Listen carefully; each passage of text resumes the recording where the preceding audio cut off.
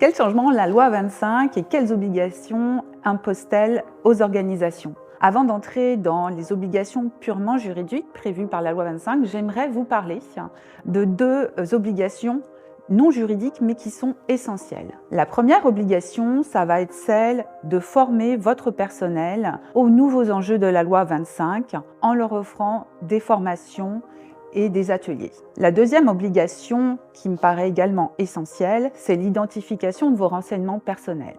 Où se trouvent-ils dans vos systèmes d'information? À quoi servent-ils? La finalité? Et qui a accès?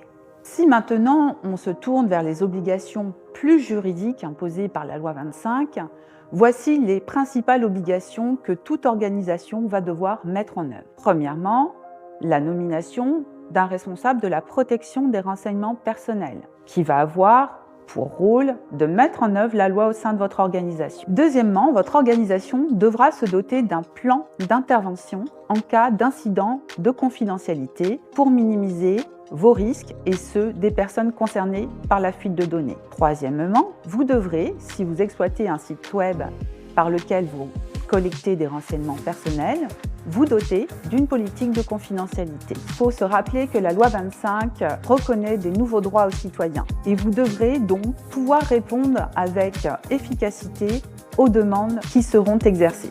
Enfin, vous devrez vous doter de politiques et règles de gouvernance. Il s'agit d'un outil indispensable pour assurer la conformité de votre organisation aux nouvelles exigences de la loi 25.